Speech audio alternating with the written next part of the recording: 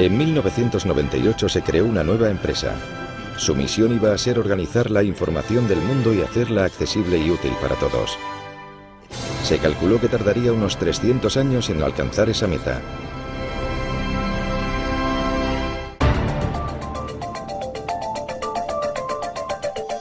Dentro de Google. Las empresas de éxito empiezan con metas ambiciosas. Y no cabe duda de que la meta de Google de organizar toda la información del mundo de manera útil era ambiciosa. Y comenzamos con Internet. Pero nuestra visión va más allá de Internet. Nosotros lo vemos abarcando toda nuestra comunicación, la forma de pensar, porque hay mucha información. Google puede haber comenzado como un simple motor de búsqueda, pero hoy día con aplicaciones como Android, Chrome, Wave, Picasa, Google Apps, YouTube, Google Ocean y ahora su propio teléfono móvil, se ha convertido en el corazón de Internet. Este tsunami tecnológico se vierte casi cada día desde los equipos de desarrollo de todo el mundo.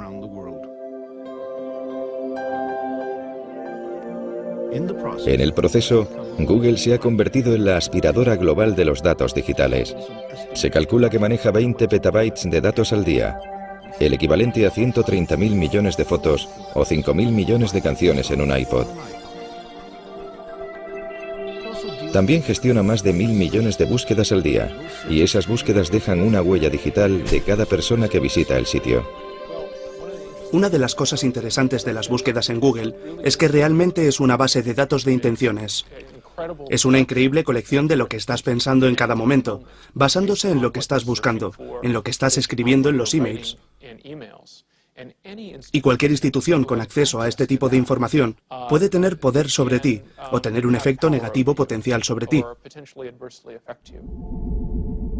¿Sabes lo que puede ser esto? ¿Sabe alguien lo que es esto?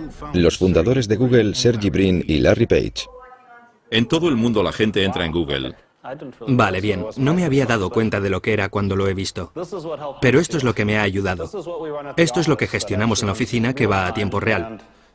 Y cada uno de esos puntos son entre 20 y 30 búsquedas. Su meta definitiva es convertir a Google en una entidad omnisciente. Esta sesión es sobre el futuro.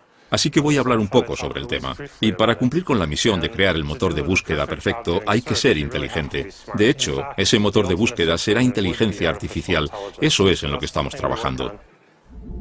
Es algo irónico que usen una imagen del ordenador rebelde HAL de la película 2001, Una Odisea en el espacio, para promocionar un mensaje tan benevolente.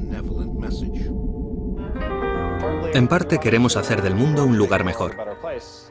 If I ruled the world, every day would be the first day of spring.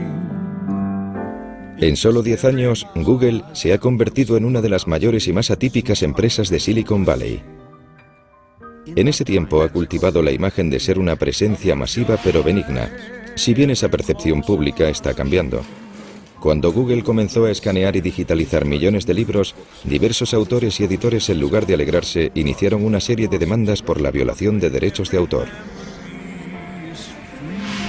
Poco después de que se lanzara Google Noticias, Google se convirtió en el objetivo de una condena por parte de los medios impresos, que lo acusaron de eliminar sus ingresos publicitarios y de ser responsable del desplome de los ingresos editoriales. O con la página YouTube, propiedad de Google, la industria de la música y la televisión vio un competidor muy peligroso que minaba sus métodos tradicionales para hacer dinero. Y cuando Google comenzó a fotografiar las calles, los defensores de la privacidad pusieron el grito en el cielo. Sea cual sea la forma en que se expanda Google, siempre parece estar acompañado de caos y descontento. Y cuando la polémica surge, Google recurre al lema corporativo nacido de la aversión de uno de los primeros empleados de Google a la jerga corporativa.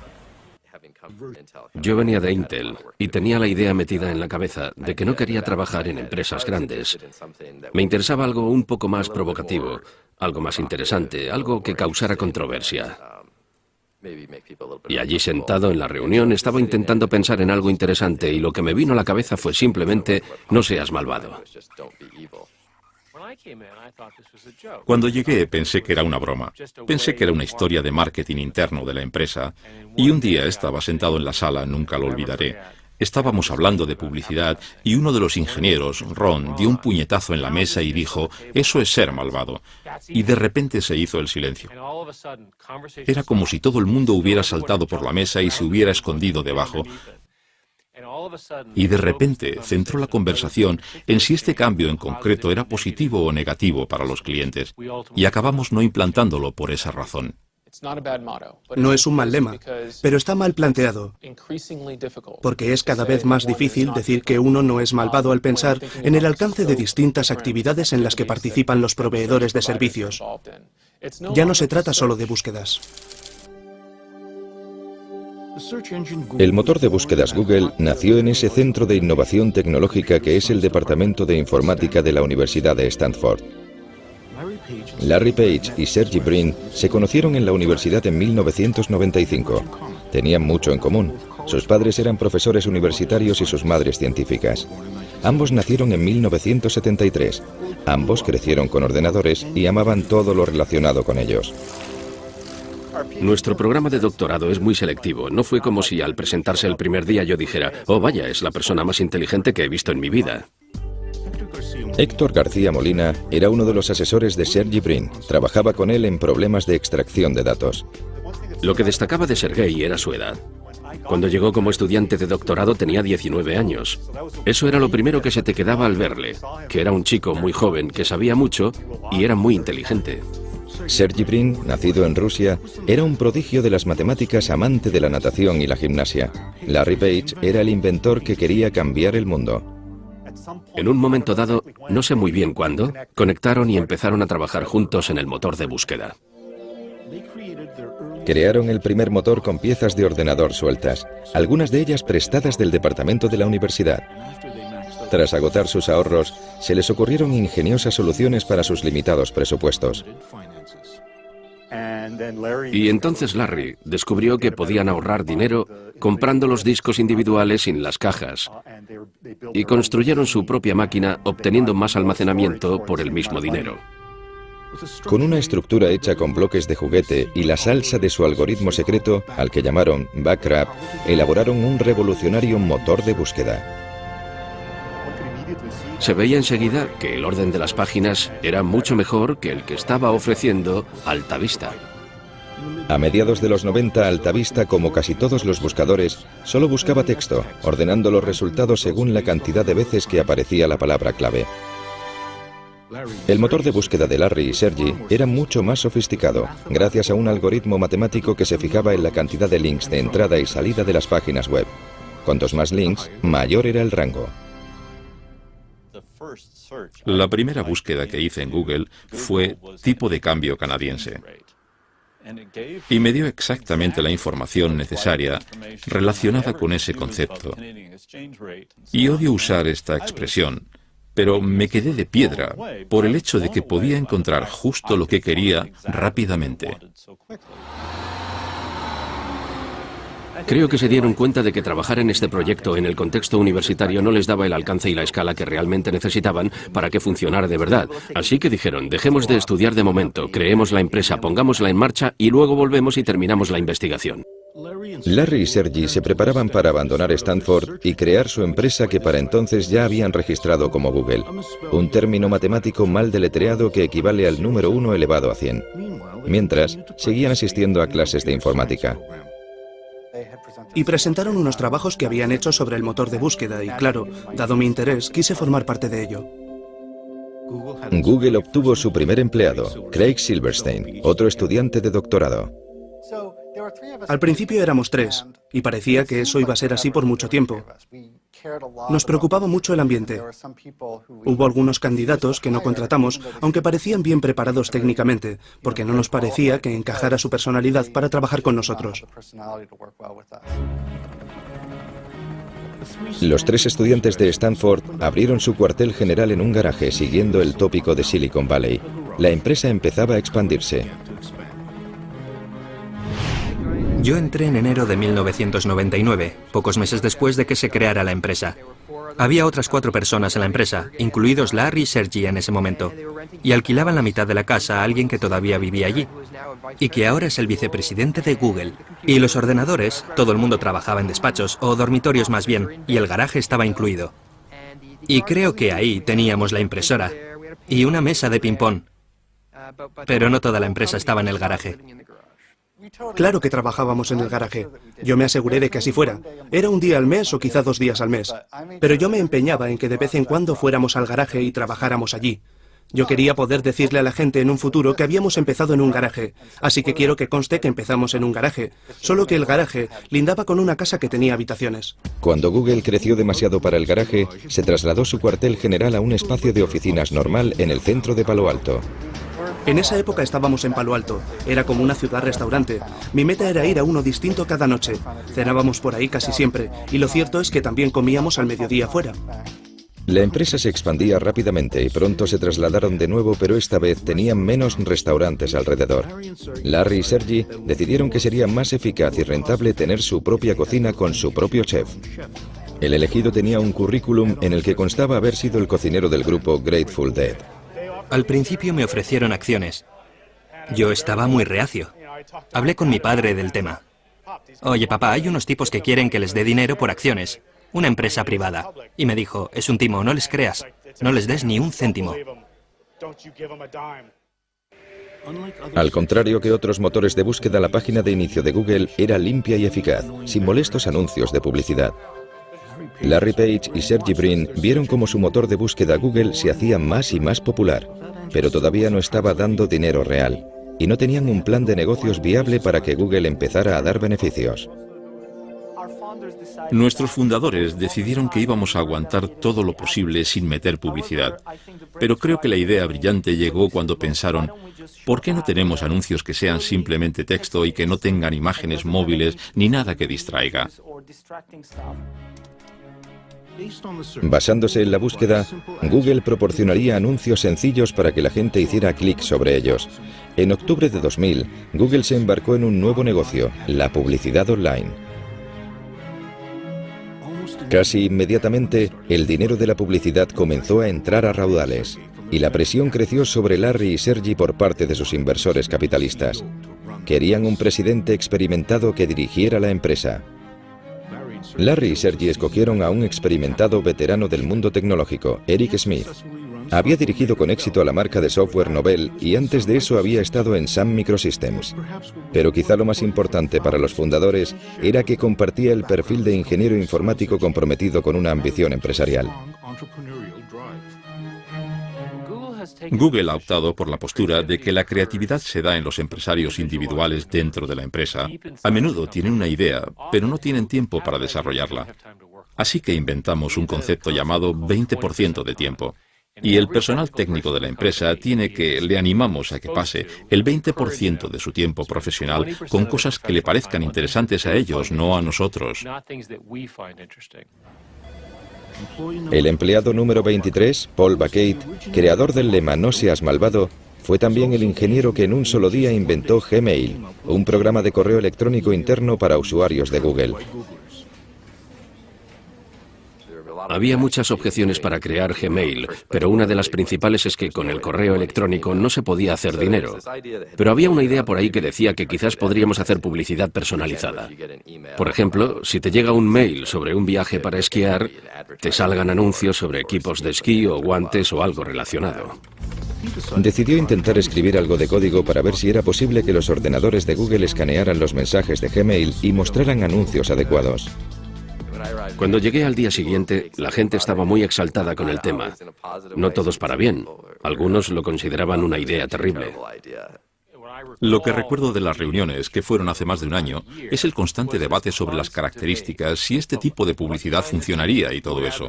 Al final decidimos intentarlo. Y de hecho, cuando lanzamos Gmail el 1 de abril, fue considerado en gran parte como una broma.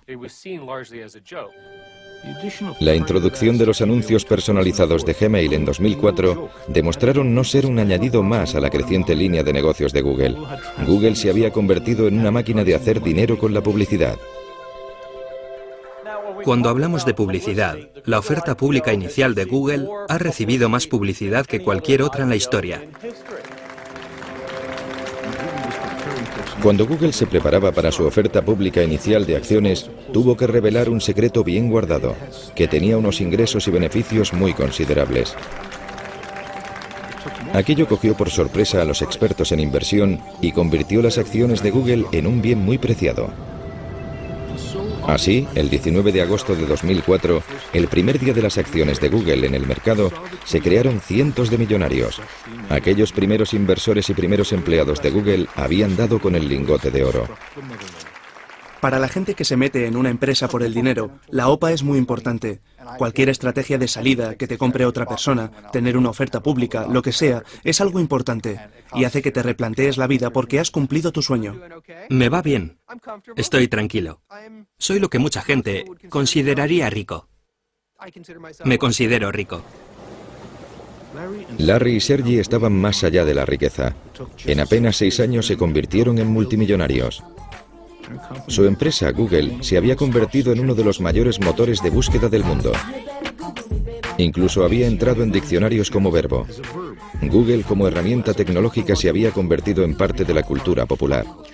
Y la percepción de los jóvenes de que la empresa era una mezcla de residencia universitaria con un paraíso friki hacía que recibieran más de 1 millón de solicitudes de trabajo al año. Vienes a Google y por primera vez te da la sensación real de que la gente sabe lo que hace y que saben más que yo. ¿Qué se siente al ser uno de los pocos elegidos para ser parte de Google?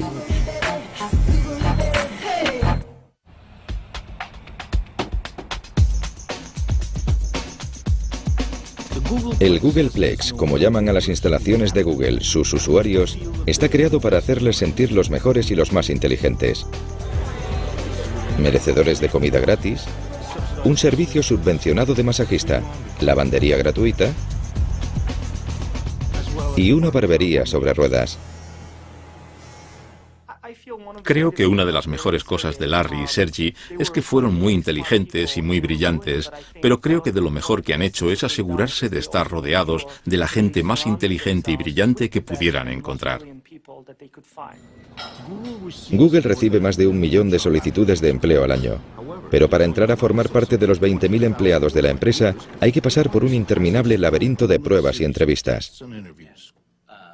Regin Seth, otro licenciado en informática de Stanford, había trabajado en empresas de alta tecnología antes de intentarlo en Google. Creo que me hicieron alrededor de 10 y 15 entrevistas, y la última fue por fin con Larry. Así que un día vine y me senté en el despacho de Larry Page para tener una entrevista con él. Y me preguntó cosas difíciles. Yo no sabía cómo me había salido, pero al parecer le gusté lo bastante como para que me ofreciera un puesto.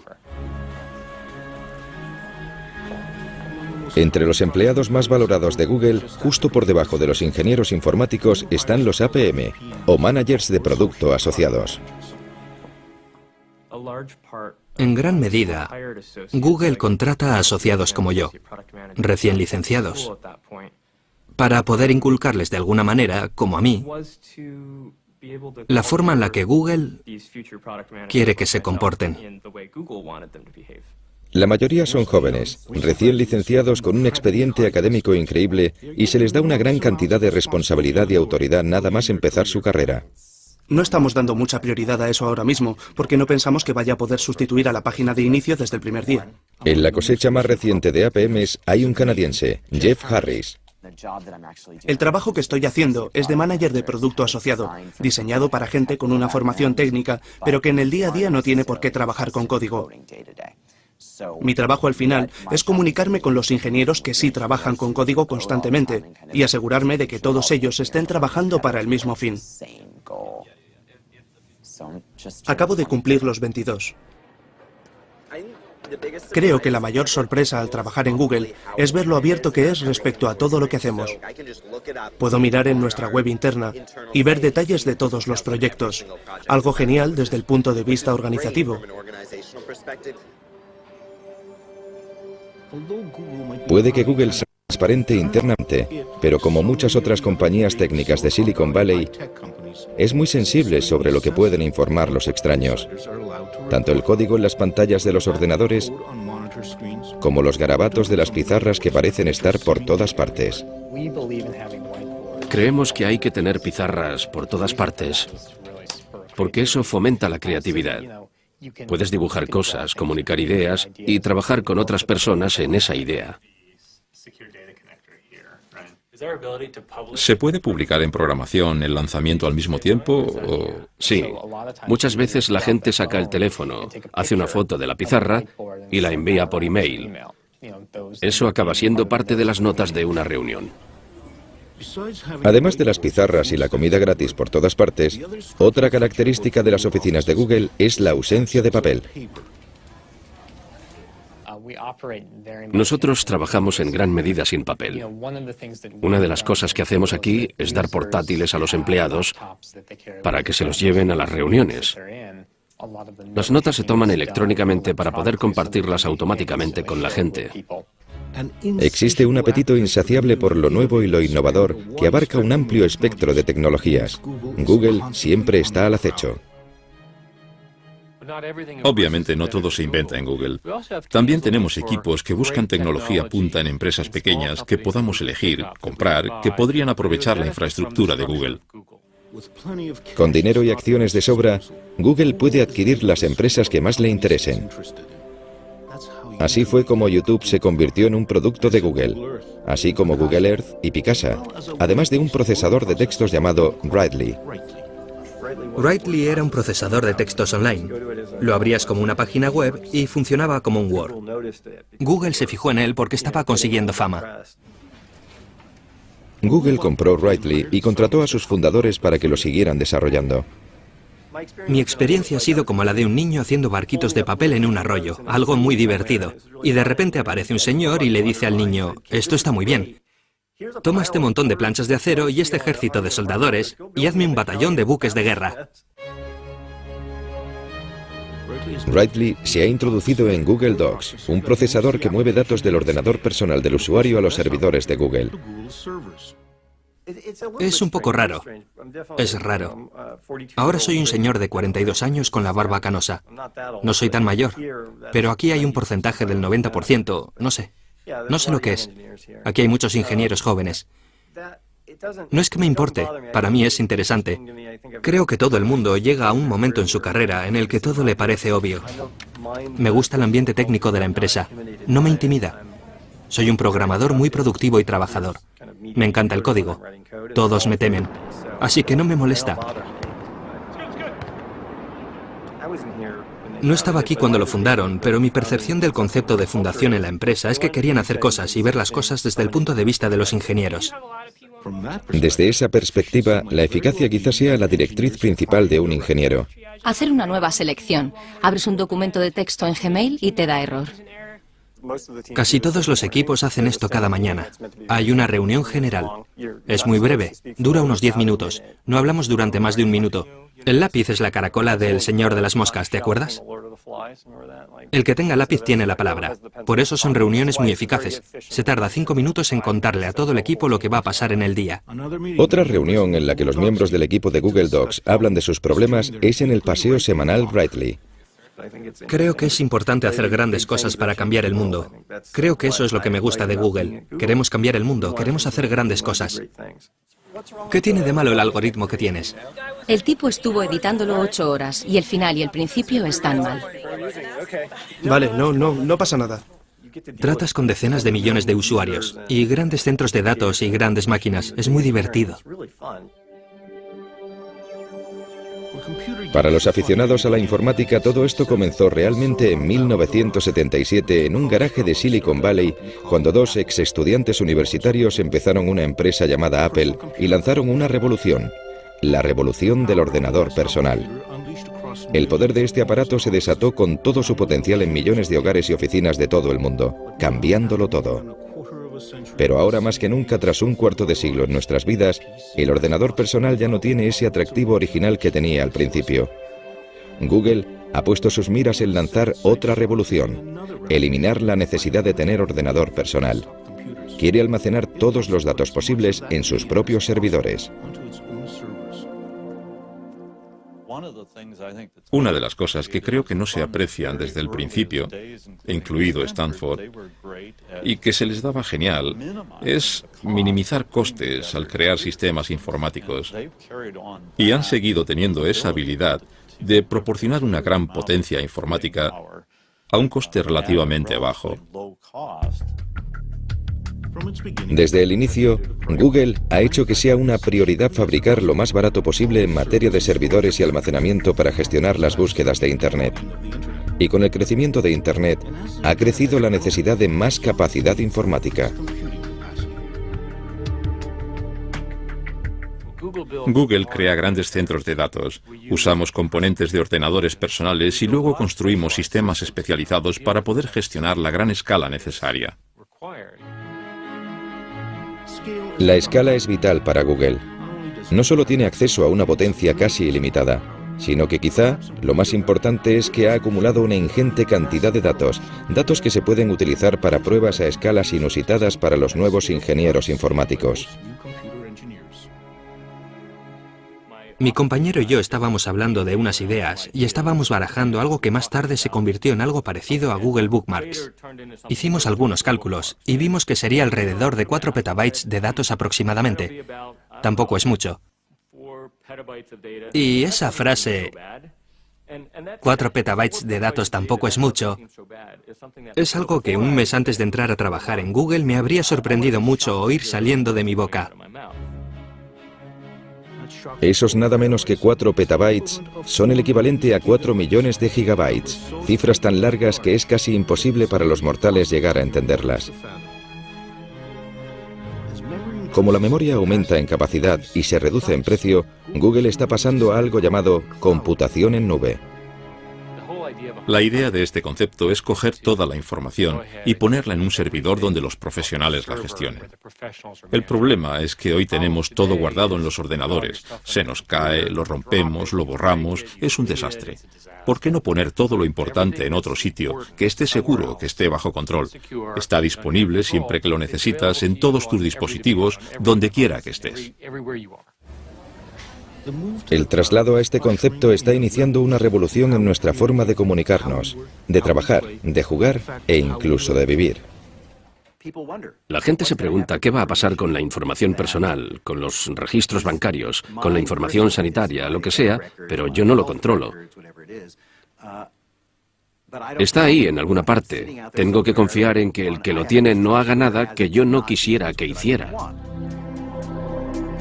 ¿Podría ser esta nueva jugada la manera clandestina de los gobiernos y las grandes empresas de acceder en secreto a nuestros datos personales?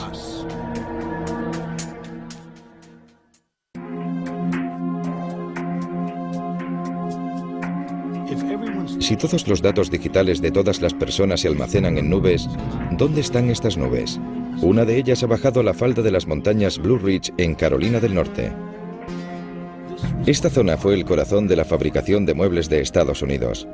Pero en los 90, la mano de obra barata del extranjero acabó con el empleo, dejando una economía devastada y un gran exceso de electricidad.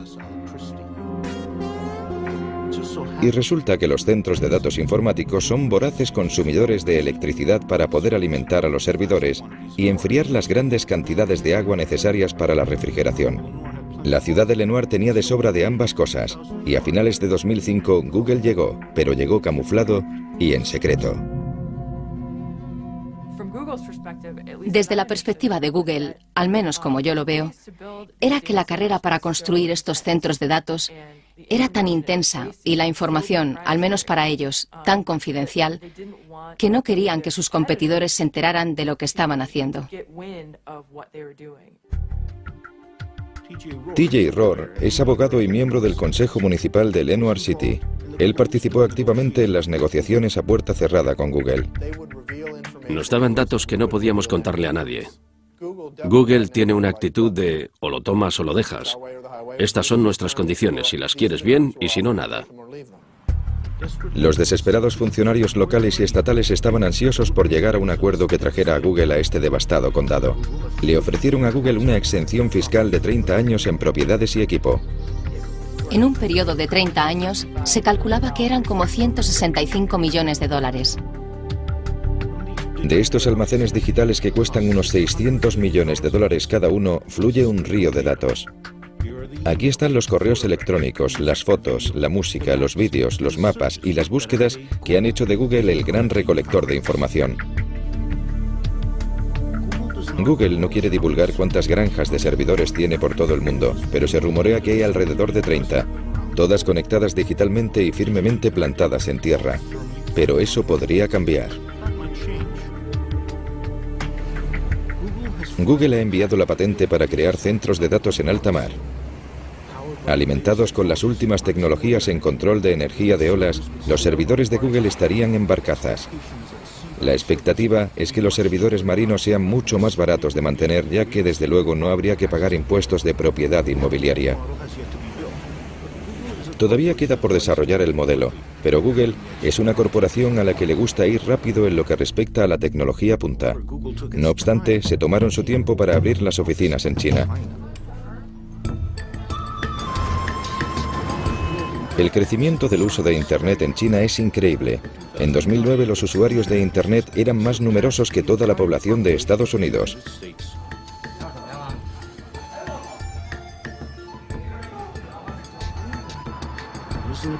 Es un mercado al alza muy complicado en gran medida por la censura gubernamental.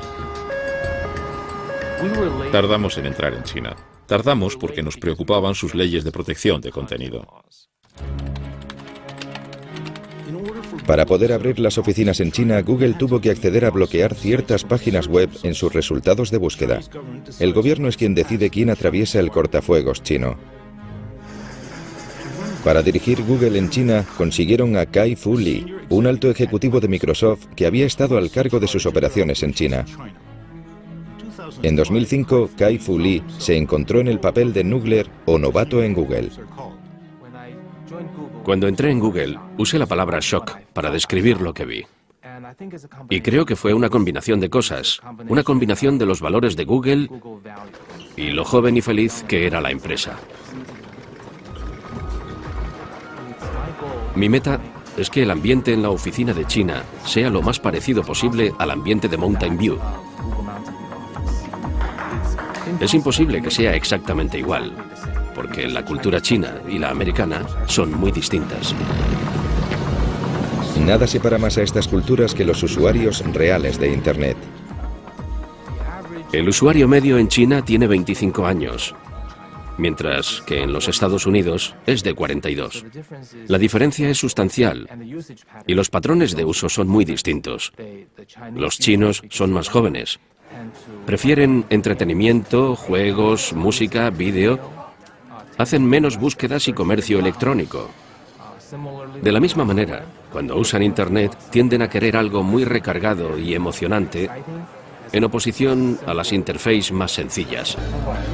Los cibercafés están repletos de jóvenes y muchos de ellos están aquí porque en casa les prohibirían jugar a estos juegos y ver estas películas. Lo que no parece estar prohibido ni aquí ni en casa es descargar música ilegalmente.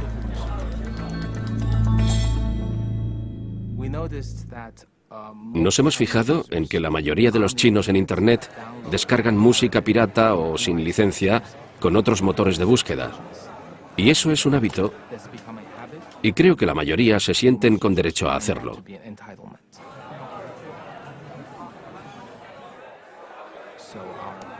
Nuestros esfuerzos por crear un pago por descarga o un servicio de suscripción acabaron con una conclusión clara: no íbamos a conseguirlo.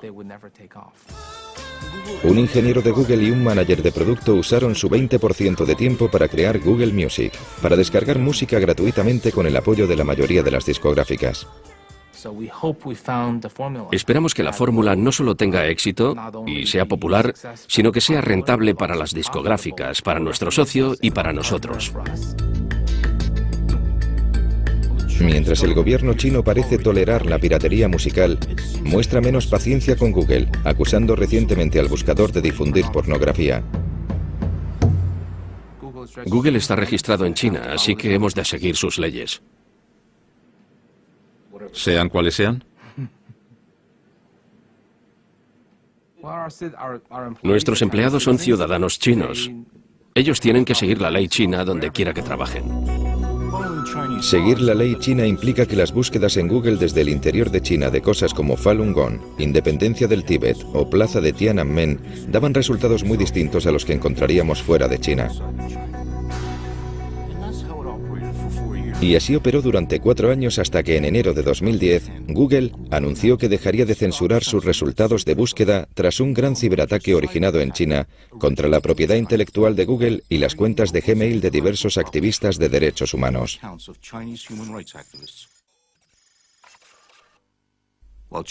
China insiste en que su ley ha de obedecerse, pero Google advirtió que si las discusiones con el gobierno chino para operar un buscador sin filtros no daban frutos, la empresa cerraría su sede en China.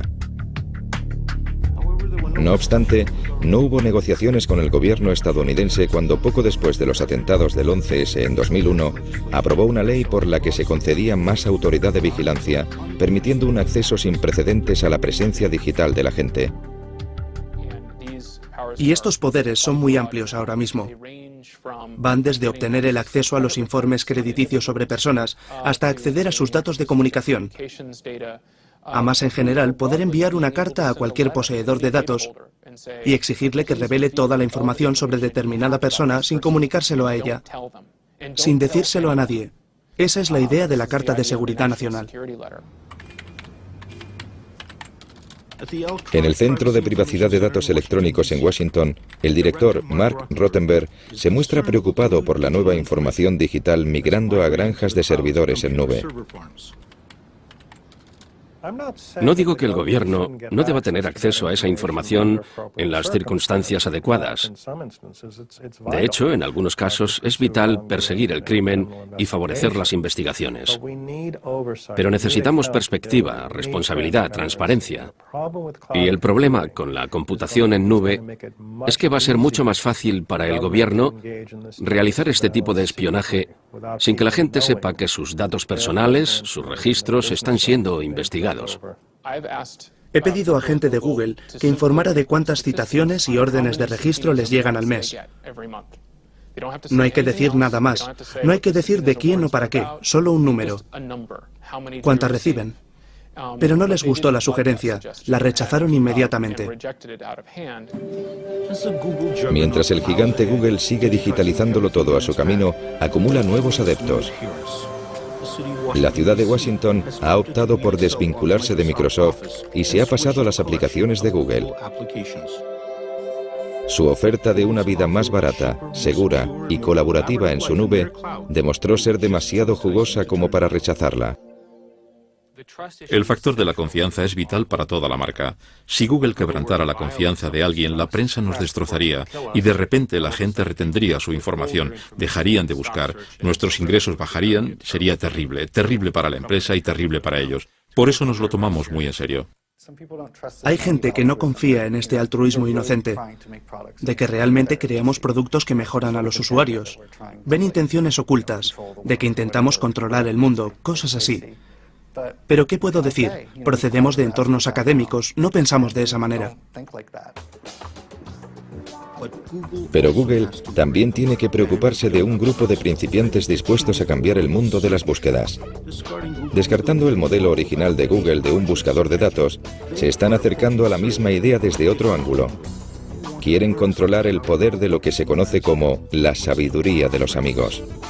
Creo que este es el sitio que va a definir los próximos años lo que Internet y el mundo van a ser. ¿Por qué entonces algunos de los grandes representantes de la búsqueda social son extrabajadores de Google listos a retar a su ex empresa?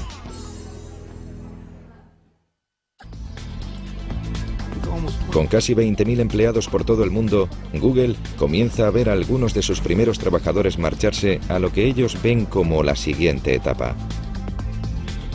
En un barrio obrero de San Francisco, una empresa nueva de Internet tiene abundante ADN de Google.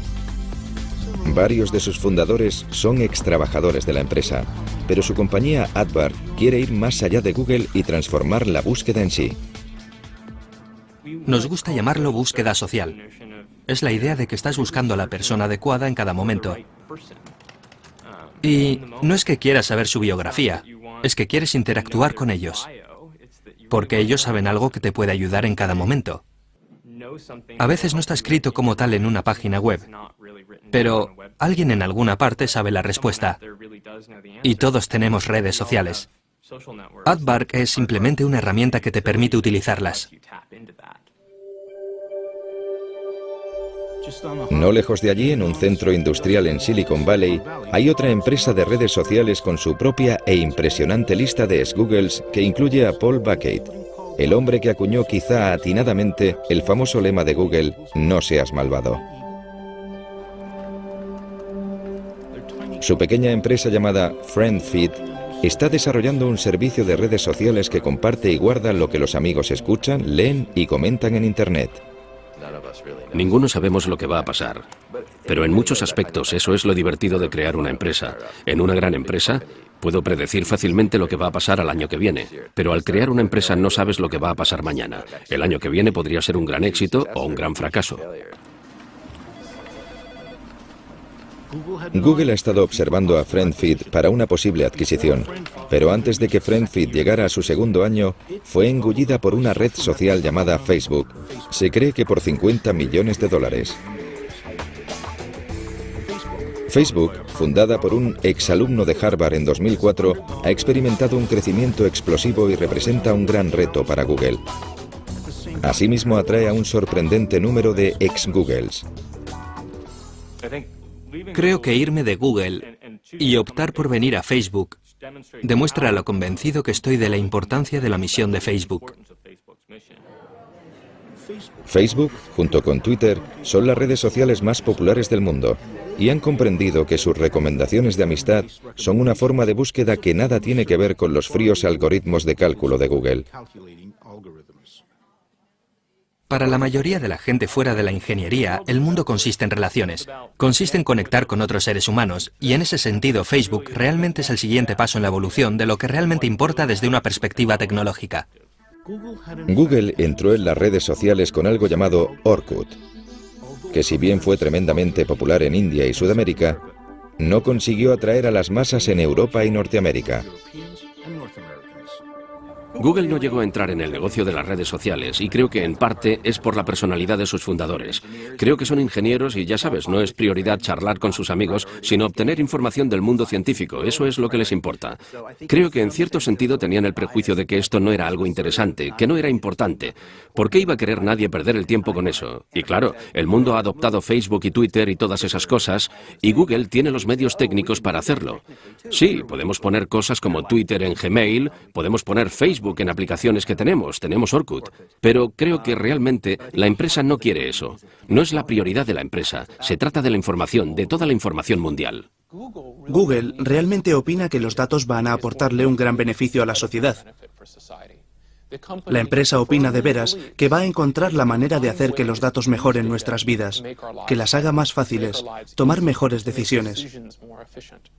Lo creen de verdad. Por ejemplo, con las tendencias de la gripe, opinan que al hacer seguimientos de búsquedas como tos y otros problemas médicos, van a detectar los brotes de gripe, van a poder mejorar las intervenciones sanitarias y así morirá menos gente. Cuando Google lanzó su OPA, Larry y Sergey escribieron personalmente una carta explicando sus aspiraciones futuras. Google no es una empresa convencional y no pretendemos serlo. La misión de Google es recoger todos los datos del mundo y hacerlos accesibles y útiles, y hacerlos en 300 años yendo más allá de la búsqueda en sitios de Internet, tanto fotografiando calles como digitalizando libros o convirtiendo dispositivos móviles en portales de Internet, o creando el mayor depósito de vídeo del planeta en su propia nube. Google sigue siendo un fenómeno tecnológico, pero su futuro está en algo bastante poco científico: la confianza. Eso es lo que hace que les demos nuestros datos para que los mantengan alejados de hackers y espías del gobierno. La confianza de que no van a dar mal uso a nuestra información y de que estará a la altura de su lema, "No seas malvado".